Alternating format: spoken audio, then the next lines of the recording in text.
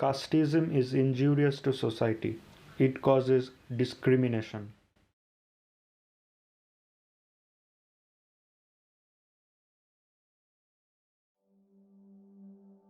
অজানা অদৃশ্য এক শত্রুর সঙ্গে লড়াই করতে করতে দীর্ঘ লকডাউন কাটিয়ে বিশ্ব আজ আবার স্বাভাবিক ছন্দে ফেরার চেষ্টা করছে।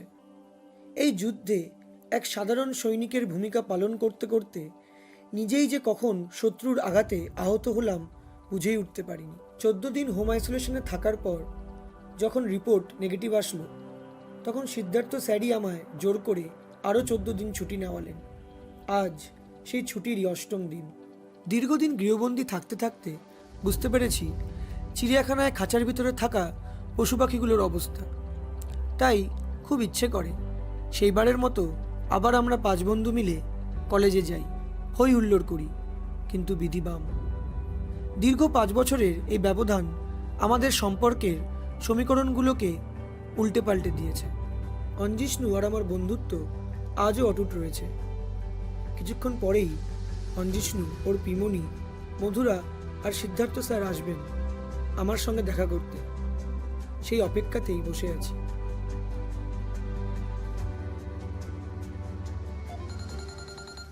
হ্যালো, হ্যাঁ স্যার বলুন। আমরা চলে এসেছি, নিচে দাঁড়িয়ে আছি। আপনারা আসুন, আমি দরজা খুলছি।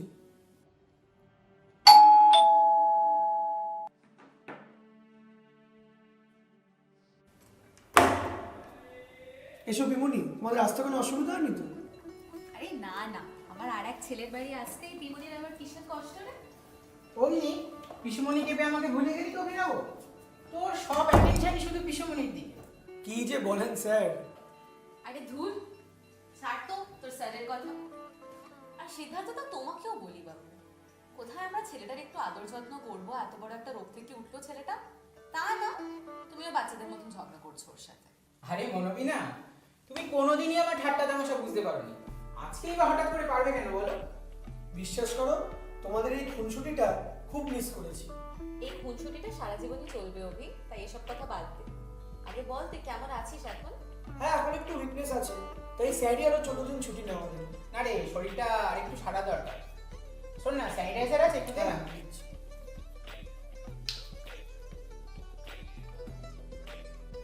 আমি না একেবারে ওয়াশরুম থেকে ফ্রেশটা হয়ে আসি। আসলে কি বলতো, আজকাল বাইরে থেকে এসে যতক্ষণ না পুরোপুরি ফ্রেশ হতে পারছি টাটা কেমন ঘুমিয়ে ঘুমিয়ে। হ্যাঁ হ্যাঁ পিমনি, ওইদিকে গেস্ট রুম, সাথে একটা ওয়াশরুমও আছে। চলো আমি তোমার লাগেজটা রেখে এই দিচ্ছি। এতটাও বুড়ি হইনি আমি, হ্যাঁ এইটুকু ক্যারি করতে পারি। আরে তুই যা তোর স্যারের কাছে যা, না তো আবার ঝগড়া করবি। আমি রেখে দিতাম। স্যার আপনি তাহলে একবারে ফ্রেশ হয়ে আসুন, আমি কফিটা বানিয়ে আনি। কফি বানাবি? তা বেশ, কফিটা তুই ভালোই বানাস। হ্যাঁ। বানিয়ে ফেল, আমি ফ্রেশ হয়ে হ্যাঁ। আসছি।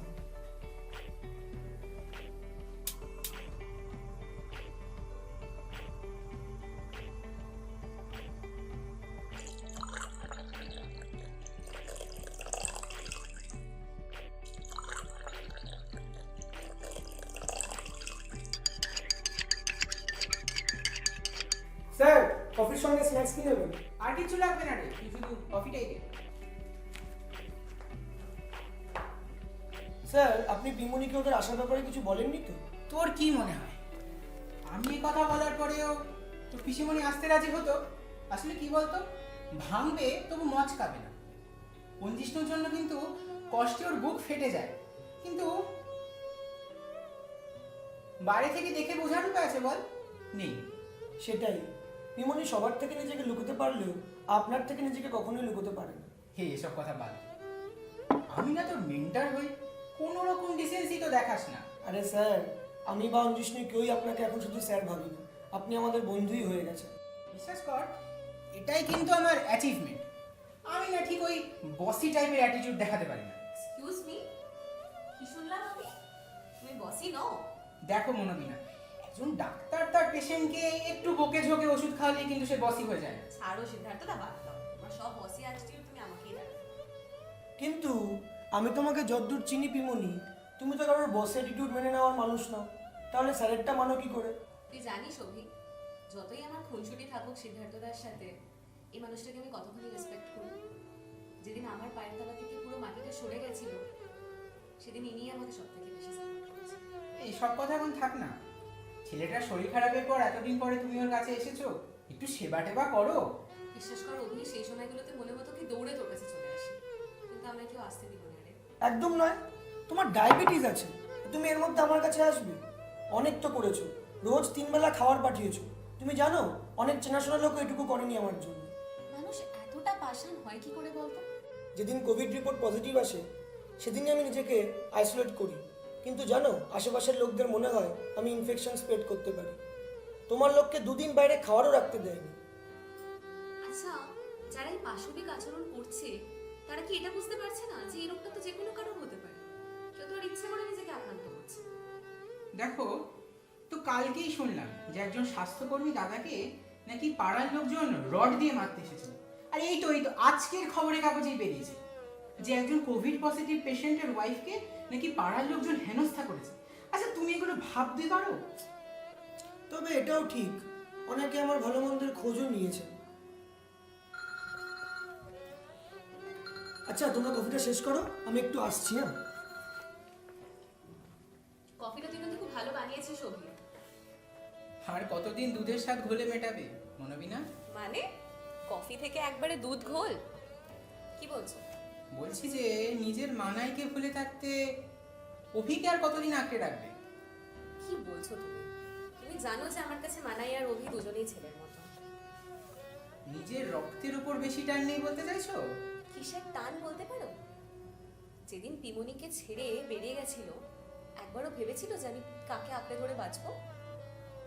একটাই তো রিকোয়েস্ট করেছিলাম, কিন্তু সেটার কাছেও অন্য কিছু বড় মনে হলো। হ্যাঁ, মানছি আমারও হয়তো কিছুটা ভুল হয়েছিল, তাই বলে একেবারে দূরে ঠেলে দেবে আমার? কত স্যাক্রিফাইস করেছি জানো আমি ওর জন্য। আর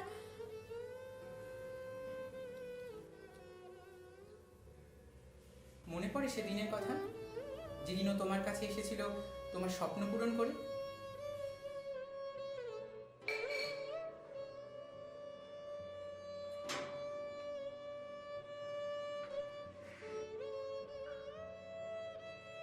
পিমনি, পিমনি, কিরে কি হলো? চেঁচাচ্ছিস কেন? আজ ফাইনালি তোমার ইচ্ছে পূরণ করতে পেরেছি পিমনি। আজ থেকে আমি অফিসিয়ালি ডক্টর অঞ্জিষ্ণু ভট্টাচার্য। মা বাবা চলে যাওয়ার পর থেকে তো তোমার একটাই স্বপ্ন ছিল।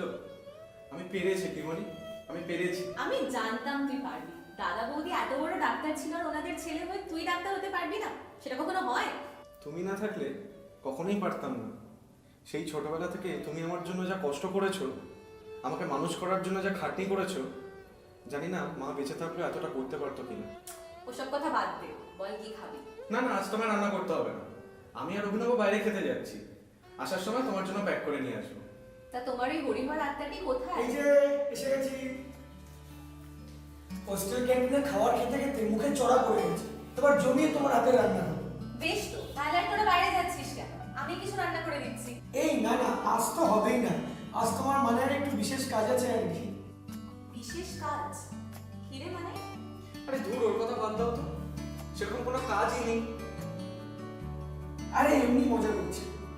ওই তো আমাদের গ্রুপটা, মানে অলকা, রত্ন, আমরা মিলেই যাচ্ছি আর কি। আচ্ছা, যা সাবধানে আয়।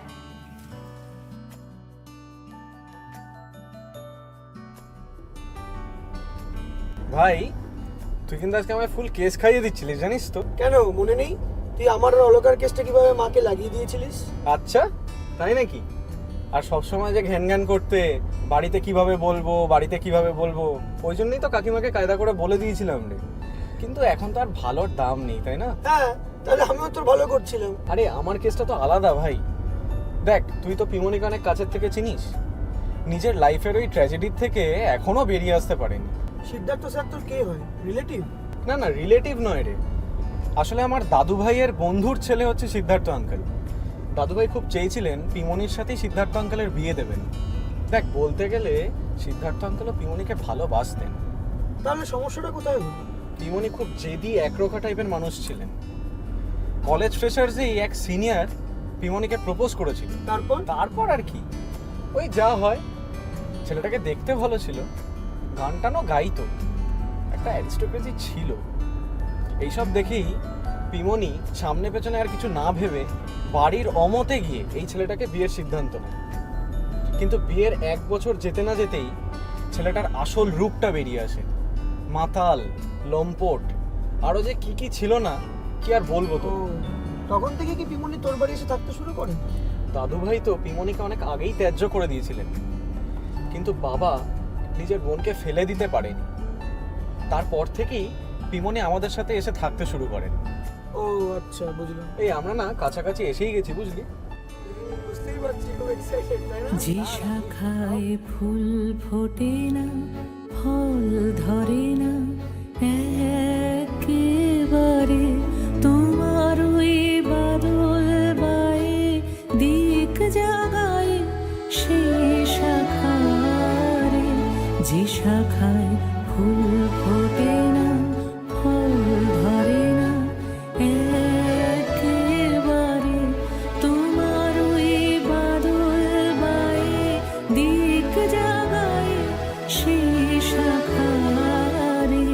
যা কিছু জীর্ণ আমার, দীর্ণ আমার জীবন হারা, যা কিছু জীর্ণ আমার, দীর্ণ আমার জীবন হারা, তাহারি স্তরে স্তরে পড়ুক ঝরে সুরের ধারা। নিশিদিন এই জীবনের তৃষার পরে, ভুখের পরে, শ্রাবণের ধারার মতো পড়ুক ঝরে, পড়ুক ঝরে তোমারই সুরটি আমার। মুখের পরে, বুকের পরে, শ্রাবণের ধারার মতো পড়ুক ঝরে, পড়ুক ঝরে। আরে তুমি এসে গেছো, বলবে তো? আসলে তোমার এই সুন্দর গানটা আর থামাতে চাইনি। হ্যাঁ, কি যে বলো না। সত্যি বলছি, বিশ্বাস হচ্ছে না? ভাই, আমি পিছনে আছি কিন্তু। ও অভিদা, এসো এসো। নিয়ে এলাম আজকে এই পাগলাটাকে। অনেক দিনের ইচ্ছে ছিল তোমার সঙ্গে দেখা করার। আচ্ছা, তুমি আমায় চিনলে কি করে? তোমার ব্যাপারে আমাকে এত কিছু বলে রেখেছে যে তোমাকে কোনোদিন চোখে না দেখলেও আমার বুঝতে একটুও অসুবিধে হয়নি যে তুমিই অভিনবদা। তাহলে ভাবতো আমি তোর ব্যাপারে কত ভালো ভালো কথা বলি। এই তোমরা একটু বসো, আমি আসছি। এই অভি, বসে পড়। হ্যাঁ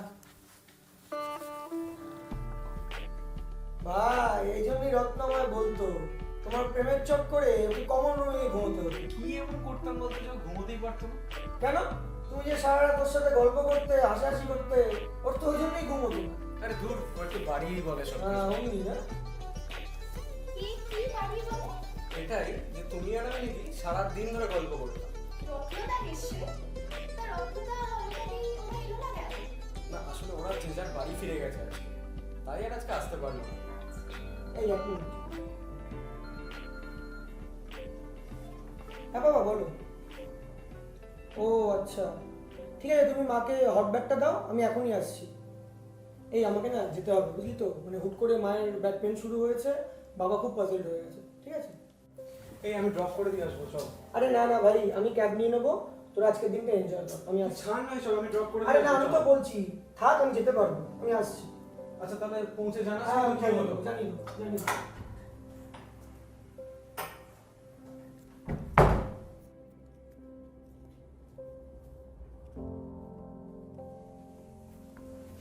আচ্ছা, পিমনি কেমন আছে? আজ খুব খুশি জানো পিমনি। সেটাই তো স্বাভাবিক। অনেক কষ্ট করেছেন জানো উনি আমার জন্য। বাবা মা কার অ্যাক্সিডেন্টে মারা যাওয়ার পর আমি আর পিমনি একে অপরের অবলম্বন হয়ে উঠেছিলাম। সেরকম কেউ এগিয়েও আসেনি সাহায্য করার জন্য। শুধু সিদ্ধার্থ আঙ্কেল ছিলেন আমাদের সাপোর্ট সিস্টেম হিসেবে। আর পিমনির এতটাই আত্মসম্মান বোধ যে কারোর থেকে আর্থিক সাহায্য নিতেও রাজি হতো না। অনেক কষ্টে বাচ্চাদেরকে টিউশন পড়িয়ে আমাকে বড় করেছেন। কোনোদিনও কোনো সমস্যাই হতে দেয়নি আমার। আচ্ছা, পিমনিকে আমাদের সম্পর্কে কথাটা বলেছো? নিজের জীবনের তিক্ত অভিজ্ঞতার কারণে না পিমনি যেন কেমন একটা হয়ে গেছে। এসব প্রেম ভালোবাসার উপর থেকে যেন তার ভরসাটাই উঠে গেছে। আচ্ছা, তুমি কোনোদিন চেষ্টা করোনি সিদ্ধার্থ আঙ্কেলের সাথে পিমনির? কি বলছো তুমি? এই বিষয়ে আমি পিমনির সঙ্গে কথা বলবো? আমার তো ভাবলেই ভয় লাগে। মনে হয় যেন পিমনির কাটা গায়ে আমি নুনের ছিটে দিচ্ছি। পিমনি সিদ্ধার্থ আঙ্কেলকে যখন এতটা ভরসা করেন তখন ভালোও নিশ্চয়ই খুব বাসেন। হ্যাঁ, সেটা তো আমারও মনে হয়, কিন্তু তুমি তো দেখছি আমাদের লাভ স্টোরিটার থেকেও পিমনিদের লাভ স্টোরিটা নিয়ে বেশি ইন্টারেস্টেড হয়ে পড়েছো। ধুর, তুমি যে কি বলো না।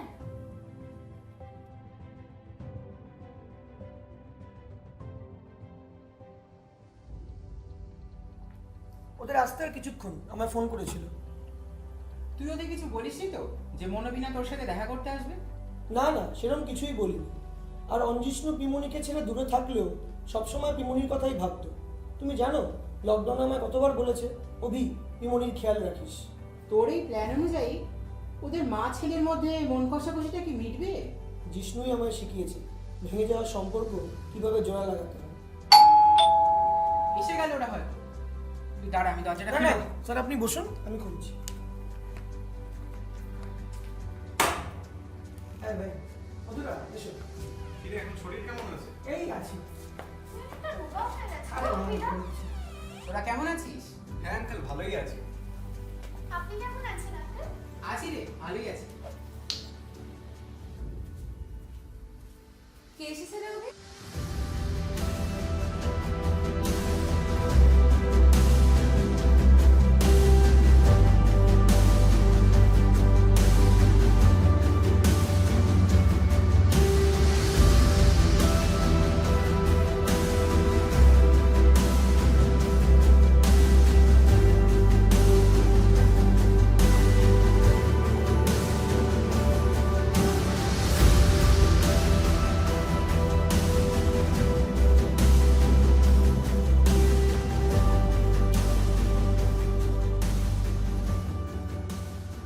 জিষ্ণুর বিয়ের ব্যাপারে কি ভাবলে মনোবিনা?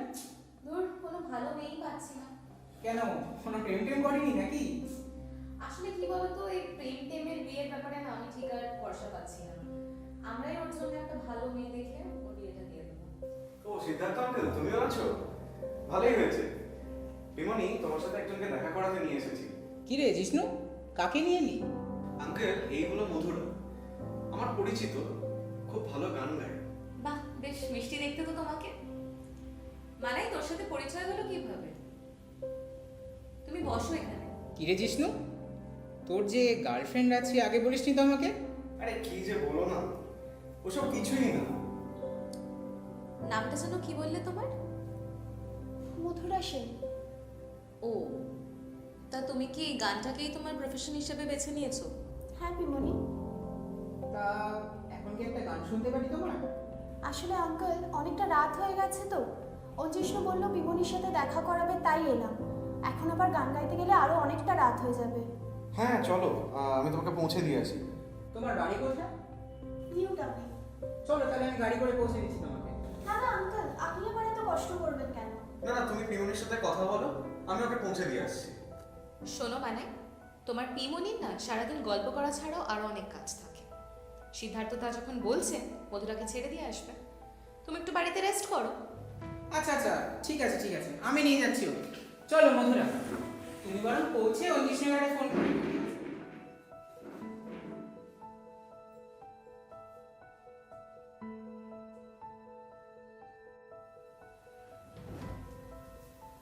আজকে তুমি এরকম অদ্ভুত বিহেভ করলে কেন বলো তো?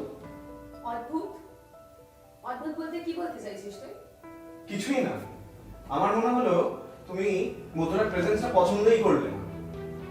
হুটহাট করে তুমি তোমার বান্ধবীকে বাড়িতে নিয়ে আসবে আর সেটাকে আমি খুব ভালোভাবে অ্যাকসেপ্ট করব, এটাই তুমি ভাবলে কেন? মানে আমার অন্য বন্ধুরা আসলে তো তুমি এরকম কখনো করো না।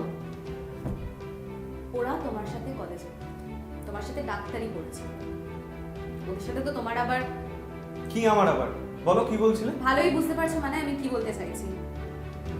হ্যাঁ, আমি মধুরাকে পছন্দ করি, আমরা দুজন দুজনকে ভালোবাসি। কেন, কাউকে ভালোবাসাটা কি দোষে? কাউকে ভালোবাসাটা দোষের নয় মানে, তবে ভুল মানুষকে ভালোবাসাটা দোষের। আর তোর লজ্জা করছে না ইমনির সামনে দাঁড়িয়ে এসব নিয়ে কথা বলছিস তুই? তাহলে তুমিও কি লজ্জা পেয়েছিলে সেদিন দাদুর সামনে এসব নিয়ে কথা বলতে? তুই নিজের সাথে আমাকে কম্পেয়ার করছিস? হ্যাঁ করছি, কারণ তুমি নিজের জীবনের খারাপ অভিজ্ঞতার জন্য এতটাই ফ্রাস্ট্রেটেড হয়ে পড়েছো যে তোমার সব সম্পর্ককে এখন খারাপ মনে হতে শুরু করেছে। আমি নিজের লাইফে ভুল করেছি, তাই চাই না যে তুই তোর লাইফে ভুলটা করিস। মানে শেষমেশ একটা গাইয়েকে বিয়ে করবি? তোর সব ব্রাহ্মণও নয়, তোর দাদু ভাইও না এই কারণে আমার সম্পর্কটাকে মেনে নেয়নি। And see, he was correct. তোমার সম্পর্ক টেকেনি কারণ তুমি যে মানুষটাকে চুজ করেছিলে সে কোনোভাবেই ভালো ছিল না। আর তোর কি মনে হয় এই যে মেয়েটাকে তুই চুজ করেছিস, কি জানো না? হ্যাঁ, মাধুরা, সে খুব ভালো। একটা প্রণামও তো করলো না এসে। তো সিদ্ধার্থ আঙ্কেল যখন একটা গান করতে বললো, সেটা কোনো গুরুত্বই দিল না। আসলে কি বলো তো, তুমি রিভেঞ্জ নিতে চাও। নিজের জীবনে তো কোনোদিন খুশি ছিলে না, তাই জন্য অন্যের খুশিটাও তোমার সহ্য হয় না। কি বললি তুই? মানে এত বড় কথা তুই বলতে পারলি আমাকে? বেরিয়ে যা এখান থেকে। আজ থেকে তোর কোনো পিমনি নেই। কি বলছো পিমনি? বেরিয়ে যা তুই, প্লিজ নিচের রাস্তা থেকে।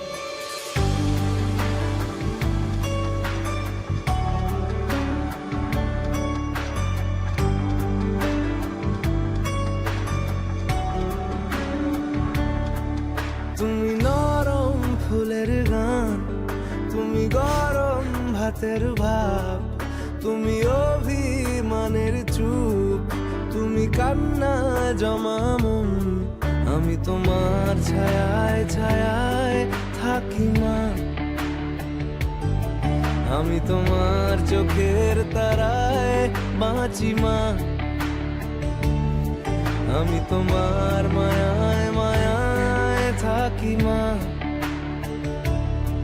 আমি তোমায় হাওয়ায় আবার ডাকি মা, আমি তোমায় ভালোবাসায় মুড়ে রাখি মা।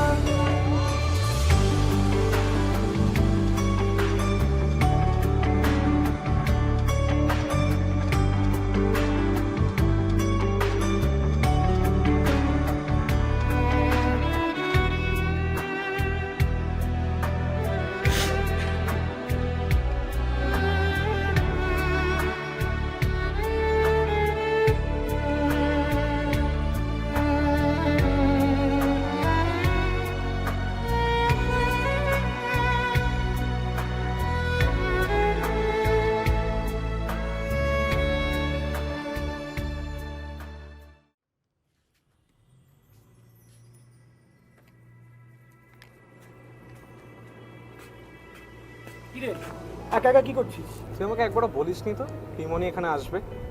কেন? সেবার কলেজ যাওয়ার সময় তুই বলেছিলিস যে ও আসবে। খুব খারাপ লাগছে রে, তোদের সম্পর্কটা টিকলো না। ধুর, ছাড় তো। আমরা নিজেদের ইনফ্যাচুয়েশন নিয়ে মেতেছিলাম, জীবনে অনেকটা সময় নষ্ট করে ফেলেছি। ও বাদ দে, আমরা কেউ অতটা ম্যাচিওর ছিলাম না।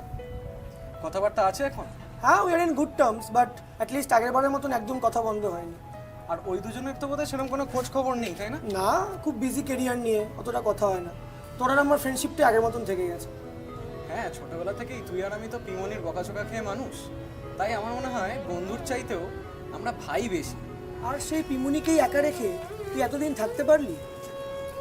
তুই ছিলিস তো, সিদ্ধার্থ আঙ্কেলও ছিল। আমি জানতাম তোরা পিমনির ভালো করেই খেয়াল রাখতে পারবি। আর তোর দায়িত্বের কি হলো? পিমনি আমাকে বলেই দিয়েছিল আমি যেন আর কোনো দায়িত্বই না নিই। তুই সেটা মেনে নিলি? আমি কি করব বল? বিশ্বাস কর, আমারও খুব কষ্ট হতো পিমনিকে ছেড়ে থাকতে। আমি জানি। তোর কি মনে হয় পিমনি ভালো ছিলেন? তোকে ছাড়া উনি আরো অনেক বেশি কষ্টে ছিলেন। কিন্তু তুই বল, একটা মানুষ আজীবন একা থাকতে থাকতে যদি খিটখিটে হয়ে যায়, সেটা কি তার দোষ? আমি তো সবার কাছেই খারাপ হয়েছি। মধুরাও আমায় ব্লেম করে যে একটা অল্প পরিচিত মেয়ের জন্য যদি আমার পিসিকে আমি ছেড়ে দিতে পারি, তাহলে হয়তো ওকেও একদিন ছেড়ে দেবো। শোনো, তুমি যে আজ লাইফে এত সাকসেসফুল হয়েছো, সেটা কিন্তু পিমনির জন্যই হতে পেরেছো। আজ যে নিজের মাকে ছাড়তে পারে, সে সব পারে। তুমি আমি দুজনেই তো অন্যায় করেছি পিমনির কাছে। চলো না, আজ যখন সুযোগ এসছে, দুজনে মিলে ক্ষমা চেয়ে নি পিমনির কাছে। দেখবেন পিমনি কিছুতেই আমাদের দূরে সরিয়ে রাখতে পারবেন না। তাছাড়া সিদ্ধার্থ আঙ্কেল আর পিমনির সম্পর্কটারও তো একটা রেকগনিশন দরকার, আর সেটা শুধু আমাদের চেষ্টাতেই পসিবল। মধুরা একদম ঠিক বলেছে। তুই একবার পিমনির সামনে গিয়ে বস, ওনার সব অভিমান গলে যাবে। আর তোদের আবদারেই কিন্তু পিমনি নিজের জীবনটাকে আবার গুছিয়ে নিতে পারবে। আচ্ছা চল তাহলে।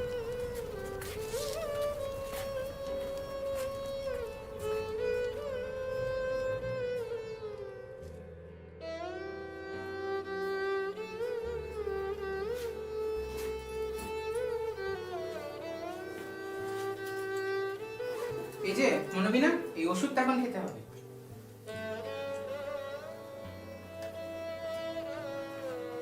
কেমন আছো পিমনি?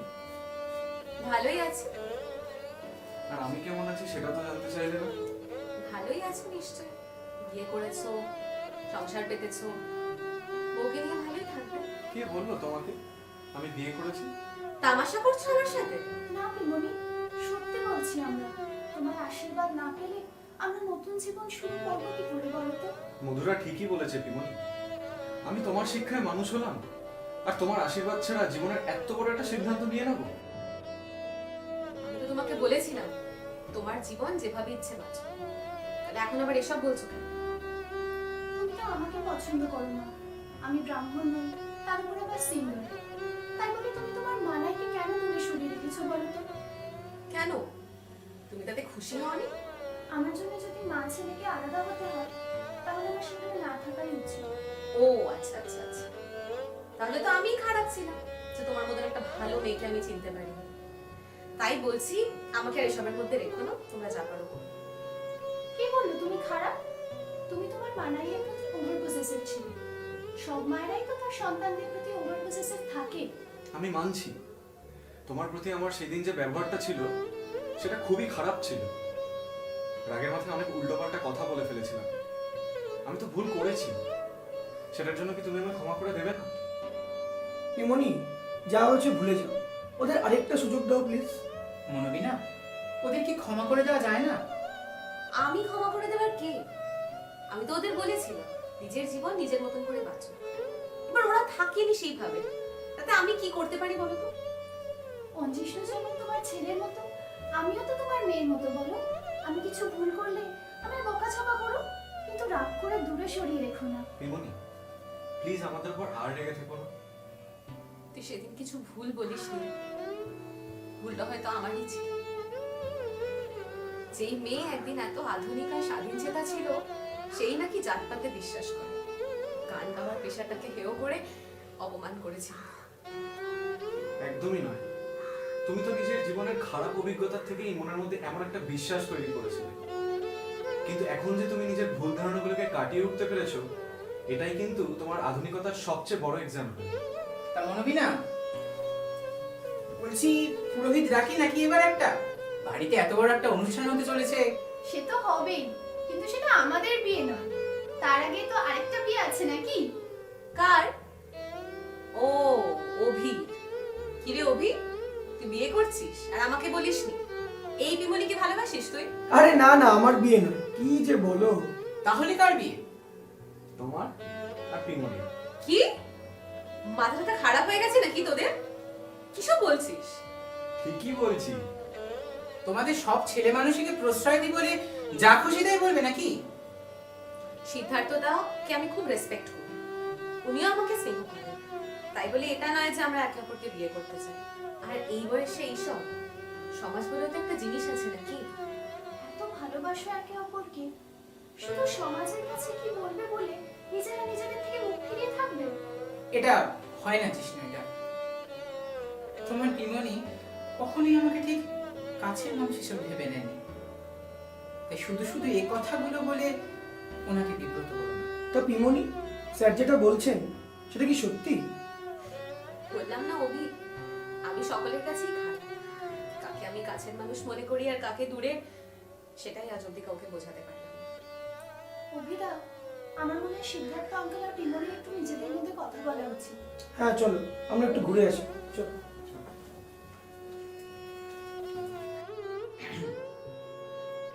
তুমি যদি আনকমফোর্টেবল ফিল করো তাহলে বলো, আমি ওদের সব বদমাশি বন্ধ করে দিচ্ছি। তোমার যদি আপত্তি থাকে তুমি বারণ করে দিতেই পারো। হাসালে মনে না? তুমি খুব ভালো করেই জানো সেই স্কুল লাইফ থেকে আমি তোমাকে ভালোবাসি। কিন্তু তুমি বাহ্যিক চাকচিক্য দেখে অন্য কাউকে নিজের জীবনের সঙ্গী করে নিয়েছি। হ্যাঁ, আমি ভুল করেছি, বুঝিনি কে হিরে আর কে কাচের টুকরো। কিন্তু তারপর তো আমি ভুলটা থেকে বেরিয়েও এসেছি। এরপরেও কি তুমি আমাকে ক্ষমা করতে পেরেছো? একটা মানুষের আত্মবিশ্বাস ভেঙে দিয়ে যখন তুমি চলে গেছিলে, তখন কি তুমি একবারও ভেবেছিলে যে মানুষটা কি নিয়ে বেঁচে থাকবে? তার মানে তুমি বলতে চাইছো যে আমি অপরাধী, তাই তো? আরে মনোবিনা, তুমিও পারো। তোমায় নতুন করে পাবো বলে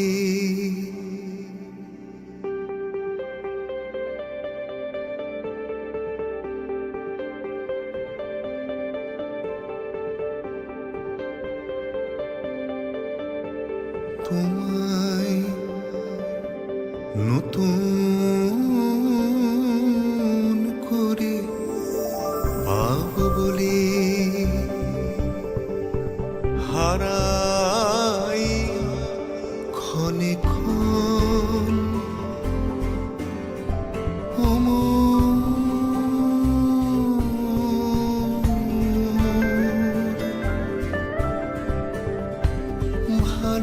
ভালোবাসার ধন তোমায় নতুন করে পাবো বলে দেখা দেবে বলে তুমি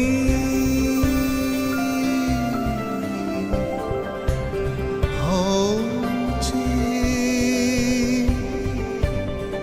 অদর্শন ও মোর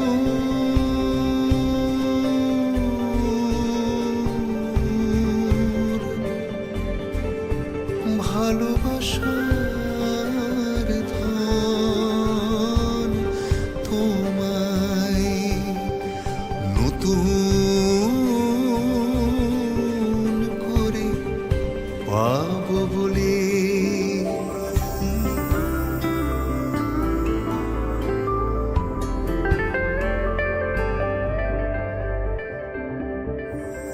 ওগো তুমি আমার নওয়ারালের তুমি আমার চিরকালের ক্ষণকালের লীলার স্রোতে হচ্ছে নিমগ্ন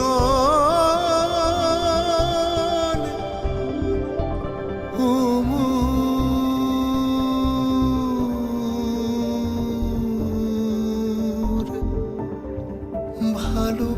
ভালোবাসার ধন তোমায় নতুন করে পাবো বলে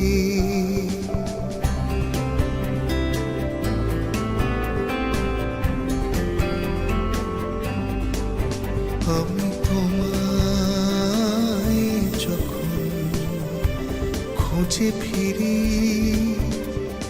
ভয়ে কাঁপে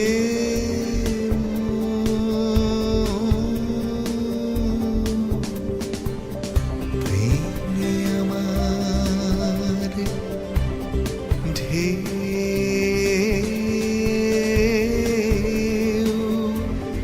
লাগে তখন আমি তোমায় যখন খুঁজে ফিরি ভয়ে কাঁপে